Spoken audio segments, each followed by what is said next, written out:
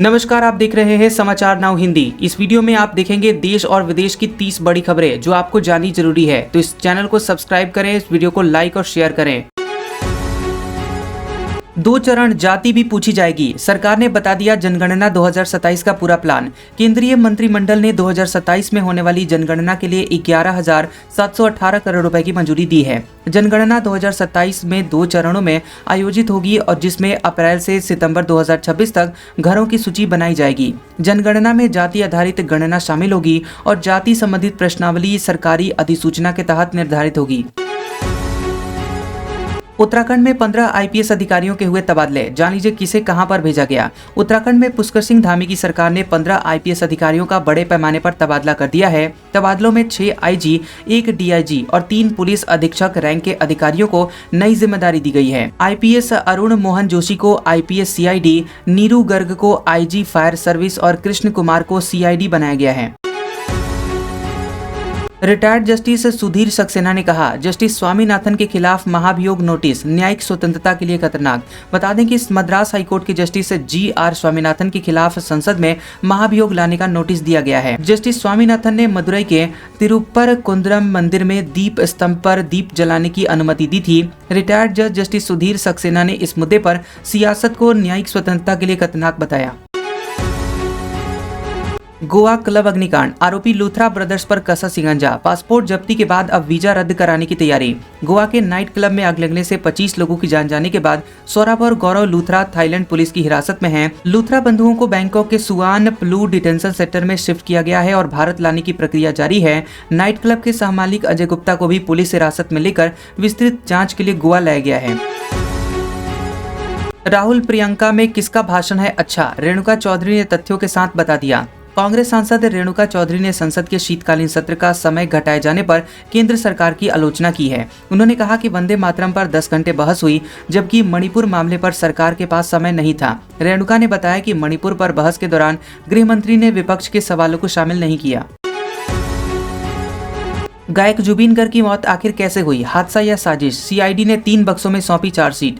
Assam CID ने गायक जुबिन गर्ग की मौत के मामले में गुवाहाटी के सीजेएम न्यायालय में चार्जशीट दाखिल की है। जुबिन गर्ग की मौत सिंगापुर में हुई थी, जिसमें हत्या का आरोप लगाते हुए कई धाराओं में मामला दर्ज किया गया है। एसआईटी ने सिंगापुर दौरे और लगभग 300 गवाहों से पूछताछ के बाद 3500 पन्नों का विस्तृत जांच रिपोर्ट तैयार किया है। यूपी बीजेपी के अध्यक्ष कौन बनेगा, जान लीजिए कौन है वे 4 नाम जिनके नाम की सबसे ज्यादा हो रही है चर्चा। यूपी भाजपा में आगामी प्रदेश अध्यक्ष चुनाव के लिए अनुभवी नेताओं पर विशेष ध्यान दिया जा रहा है। 14 दिसंबर को प्रदेश अध्यक्ष का चुनाव होना है, जिसमें प्रांतीय परिषद के 327 सदस्यों को मतदान करना है। केंद्रीय मंत्री पीयूष गोयल को यूपी भाजपा चुनाव अधिकारी बनाया गया है। आखिर कैसे आई इतनी बड़ी फॉल्ट की थम गया इंडिगो का पहिया, जांच के लिए कंपनी ने बनाई एक्सपर्ट की टीम। इंडिगो ने हाल ही में ऑपरेशनल गड़बड़ी की जांच के लिए विशेषज्ञों की एक टीम गठित की है। जांच टीम का नेतृत्व कैप्टन जॉन इल्सन करेंगे, जिनके पास FAA, ICAO, IATA समेत अंतर्राष्ट्रीय अनुभव है। जांच का उद्देश्य ऑपरेशन में हुई गड़बड़ी के कारण मुख्य कारणों की पहचान कर सुधार के नए अवसरों की तलाश करना है। राहुल गांधी ने संसद में सरकार को फ्रेंडशिप रिक्वेस्ट आखिर क्यों भेजी? राहुल गांधी ने संसद में कहा कि वायु प्रदूषण पूरे देश के स्वास्थ्य और पर्यावरण के लिए गंभीर संकट है। उन्होंने सभी राजनीतिक दलों से मिलकर अगले 5 से 10 सालों के लिए ठोस योजना बनाने की अपील की है। राहुल गांधी ने जोर दिया कि संसद में वायु प्रदूषण पर विस्तृत चर्चा हो और हर शहर के लिए स्पष्ट समाधान बने।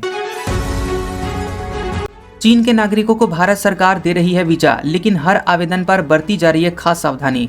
भारत सरकार चीन के पेशेवरों को बिजनेस वीजा जारी करने में सकारात्मक दृष्टिकोण अपनाती है। वीजा आवेदन की जांच हर मामले में अलग अलग और गहन होती है, जिसमें कई मंत्रालय तालमेल से काम करते हैं। विदेश मंत्रालय, गृह मंत्रालय समेत कई विभाग मिलकर बिजनेस वीजा प्रक्रिया की समीक्षा और निर्णय लेते हैं। फडणवीस सरकार को झटका, नासिक के तपोवन में पेड़ों की कटाई पर एनजीटी ने लगाई रोक। तपोवन क्षेत्र में 1800 पेड़ों की काटने का प्रस्ताव था, जिनमें से कुछ 100 वर्ष से अधिक पुराने थे। एनजीटी ने नासिक महापालिका को पेड़ों की कटाई से संबंधित पूरी रिपोर्ट तुरंत प्रस्तुत करने का निर्देश दिया है। सुप्रीम कोर्ट के वकील श्रीराम पिंगले ने तपोवन की वृक्ष कटाई के खिलाफ एनजीटी में याचिका दायर की थी। शादी के एक दिन पहले दुल्हन ने प्रेमी संग लगाई वासी, जबरन विवाह नहीं था मंजूर। मुरैना जिले के तिलगुआ गांव में शादी के एक दिन पहले दुल्हन और प्रेमी ने पेड़ पर फंदा लगाकर हत्या कर ली। 19 वर्षीय भारती कुशवाहा, 22 वर्षीय रवि कुशवाहा चचेरे भाई बहन थे, जिनके कारण परिवार में रिश्ता मंजूर नहीं था और भारती की शादी 11 दिसंबर को गोलू कुशवाहा से होनी थी और दुल्हन को ये शादी मंजूर नहीं थी। महायुति में गठबंधन धर्म पर सवाल, शिंदे बीजेपी तो एकजुट, पर अजीत पवार का गेम प्लान लीक। महायुति में मुख्यमंत्री शिंदे और बीजेपी के महानगर पालिका चुनाव में एकजुट होकर लड़ने का फैसला किया गया है और अजीत पवार की एनसीपी कुछ स्थानीय निकाय चुनाव में महायुति से अलग होकर अकेले चुनाव लड़ सकती है। अजीत पवार की पार्टी पश्चिमी महाराष्ट्र में शरद पवार की पार्टी के साथ समझौता कर चुनाव लड़ने की योजना बना रही है। सीतामढ़ी में आखिर कहां से आ गए हजारों एचआईवी पॉजिटिव मरीज, एनडीटीवी की ग्राउंड रिपोर्ट आई सामने। सीतामढ़ी जिले में अब तक कुल एचआईवी पॉजिटिव मरीजों की संख्या लगभग 5000 है और इसमें इस साल नए मरीज भी शामिल हैं। बता दें कि अनप्रोटेक्टेड संबंध बनाने और बाहरी राज्यों से लौटे प्रवासी मजदूरों के कारण जिले में एचआईवी संक्रमण तेजी से फैल रहा है। जिले में करीब 400 बच्चे 18 साल से कम उम्र के एचआईवी पॉजिटिव पाए गए हैं, जो कि चिंता का विषय है।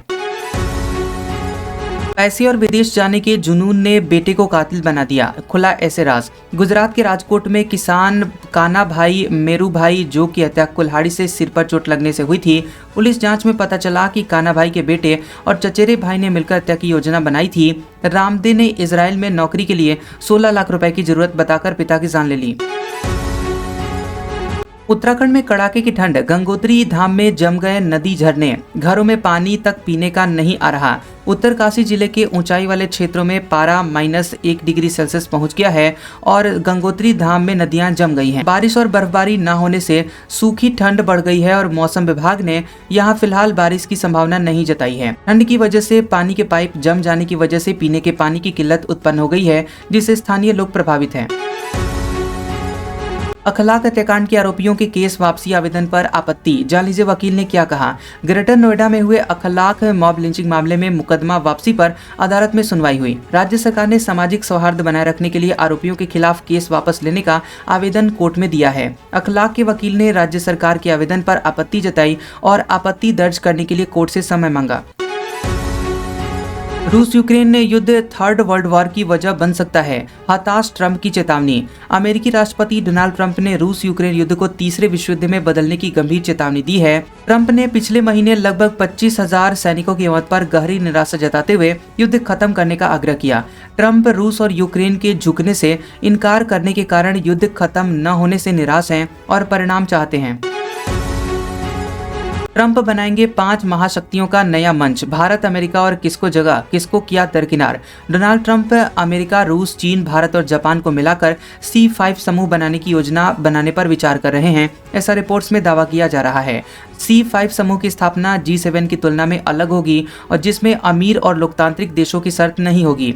बता दें कि रिपोर्ट्स में दावा किया गया कि इस समूह का पहला एजेंडा मध्य पूर्व में सुरक्षा और इजराइल सऊदी अरब के संबंधों को सामान्य बनाना होगा। बंगाल में बाबरी मस्जिद के बाद अब राम मंदिर निर्माण का हुआ ऐलान, बीजेपी नेता ने दे दी तारीख। मुर्शिदाबाद में बाबरी मस्जिद की प्रतिकृति का शिलान्यास 6 दिसंबर को हुआ था, जिसमें भारी सुरक्षा व्यवस्था थी। अब विधान नगर में अयोध्या स्टाइल राम मंदिर के निर्माण की योजना सामने आई है, जिसके लिए पोस्टर लगाए गए हैं। राम मंदिर के साथ स्कूल, अस्पताल और वृद्धाश्रम जैसी सामाजिक सुविधाएं भी विधान नगर में बनाई जाएंगी। तालिबान से बचा लो, मुनीर रहे ललकार पर पाकिस्तान के पीएम शहबाज शरीफ ने दुनिया से लगाई गुहार। पाकिस्तान के पीएम शहबाज शरीफ ने अंतर्राष्ट्रीय समुदाय से अफगानिस्तान तालिबान पर आतंकवादी गतिविधियां रोकने का आग्रह किया। वहीं शहबाज ने तुर्कमेनिस्तान तटस्थ की गठबंधन पर आयोजित मंच पर आतंकवाद के खिलाफ सहयोग की अपील की है। इस्लामाबाद और काबुल के बीच संघर्ष विराम के प्रयासों में कतर, तुर्की, सऊदी अरब, ईरान और यूएई का योगदान सराहा।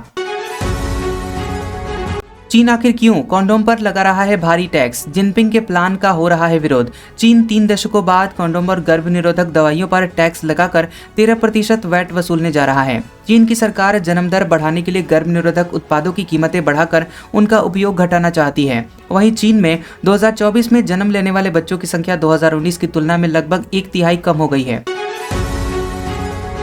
मुख्यमंत्री जी की हवाई यात्रा का 47 करोड़ रुपए का बिल। सिद्धरमैया के चार्टर्ड फ्लाइट और हेलीकॉप्टर यात्राओं पर 2.5 वर्षों में 47 करोड़ रुपए से अधिक खर्चा हुए हैं। वित्त वर्ष 2023-24 में सीएम और अधिकारियों की चार्टर्ड फ्लाइट यात्राओं पर 12.23 करोड़ रुपए खर्च किए गए। वित्त वर्ष 2024-25 में चार्टर्ड फ्लाइट हेलीकॉप्टर यात्राओं पर खर्च 21.11 करोड़ रुपए तक बढ़ गया है। जम गए झील और झरने। लाहौल स्पीति और किन्नौर में दिखा अजब गजब नजारा। हिमाचल प्रदेश के पर्वतीय क्षेत्रों में शून्य से नीचे तापमान गिरने से प्राकृतिक जल स्रोत जम चुके हैं और ठंडी बढ़ी है। लाहौल स्पीति में रात के समय तापमान -18 डिग्री सेल्सियस से नीचे पहुंच गया, जिससे जनजीवन प्रभावित हो रहा है। राज्य के औसतन न्यूनतम तापमान में कमी आई है और ये सामान्य से कुछ नीचे बना हुआ है। महज 50 लाख की आबादी वाला इस्लामिक मुल्क, पीएम मोदी करेंगे यात्रा। 1971 की जंग में भारत को दिया था खुला समर्थन। ओमान अरब का सबसे पुराना स्वतंत्र देश है, जो कि रणनीतिक रूप से अरब प्रायद्वीप के दक्षिण पूर्व कोने में स्थित है। पीएम मोदी जॉर्डन, इथियोपिया और ओमान की 4 दिवसीय यात्रा पर 15 दिसंबर से जाएंगे। ओमान भारत का एकमात्र अरब देश था जिसने 1971 के युद्ध में पाकिस्तान के खिलाफ भारत का खुला समर्थन किया था। शांत नहीं बैठा है हाफिज सईद। पाकिस्तान में लश्कर की महिला विंग ने करवाया चुनाव। एक्सक्लूसिव वीडियो तो देख लीजिए। पाकिस्तान में लश्कर-ए-तैयबा और जैश-ए-मोहम्मद आतंकवादी संगठन महिलाओं को भर्ती कर अपनी महिला विंग विकसित कर रहे हैं। सियालकोट के तलवाड़ा मुगलान में लश्कर-ए-तैयबा की महिला विंग ने इंट्रा पार्टी चुनाव करवाए हैं और महिलाओं और लड़कियां जमीनी स्तर पर कट्टरपंथ फैलाने के लिए आतंकवादी संगठनों द्वारा इस्तेमाल की जा रही हैं। ब्रिटेन के म्यूजियम में महाडकैती। 600 बेशकीमती सामान लेकर फुर्र हुए चोर। लकीर पीट रही ब्रिटिश पुलिस। ब्रिटेन में एक म्यूजियम से 600 कलाकृतियां चोरी हो गई हैं, जिनमें ब्रिटिश औपनिवेशिक काल की भारत की वस्तुएं भी शामिल हैं। चोरी की घटना 25 सितंबर को सुबह 1 से 2 बजे के बीच हुई है और 4 संदिग्ध पुरुषों के सीसीटीवी फुटेज जारी किए गए हैं। चोरी हुई वस्तुओं में हाथी दांत से बना हुआ बुद्ध जी का मूर्ति और ईस्ट इंडिया कंपनी अधिकारी की कमर बेल्ट शामिल है। बेटे के लिए ब्राह्मणों की लड़की मांगने वाले आईएएस संतोष वर्मा पर गिरी गाज। आरक्षण पर भी की थी विवादित टिप्पणी। एमपी सरकार ने आरक्षण पर विवादित टिप्पणी करने वाले आईएएस संतोष वर्मा को पद से हटा दिया है और जांच जारी है। संतोष वर्मा पर फर्जी दस्तावेजों के आधार पर इंटेग्रिटी सर्टिफिकेट हासिल कर आईएएस बनने का आरोप है। उनके जातीय विवाद बयान के बाद सवर्ण संगठनों और ब्राह्मण समुदाय ने प्रदर्शन कर उनकी गिरफ्तारी की मांग की थी। मुझे अपमान के घूंट पीने पड़े। बांग्लादेश के राष्ट्रपति का छलका दर्द। अंतरिम पीएम यूनुस पर लगाए गंभीर आरोप। बांग्लादेश के राष्ट्रपति मोहम्मद शहाबुद्दीन अगले साल फरवरी में चुनाव के बाद इस्तीफा देने का मन बना रहे हैं। राष्ट्रपति ने यूनुस के नेतृत्व वाली अंतरिम सरकार से अपमानजनक व्यवहार का सामना करने की बात कही है। शहाबुद्दीन ने बताया कि उनके फोटो दुनिया भर में बांग्लादेशी दूतावासों से हटा दिए गए हैं। राजनीति से फिर दंगल में। विनेश ने बेटे के साथ किया LA 2028 के लिए वापसी का ऐलान। पेरिस ओलंपिक 2024 में विनेश फोगाट महिला 50 किलोग्राम वर्ग के फाइनल में पहुंचने से चूक गई। विनेश फोगाट ने सोशल मीडिया पर वापसी का ऐलान किया और अपने बेटे के साथ मैट पर लौटने की योजना बनाई। उन्होंने कहा कि उनका लाडला उनकी टीम का हिस्सा होगा और वह LA ओलंपिक्स 2028 में पदक जीतने का लक्ष्य रखती हैं। गुस्से से लाल हुए कोच, गंभीर का रिएक्शन वायरल। अर्शदीप सिंह ने फेंका 13 गेंद का ओवर और डाल दी इतनी वाइड गेंद।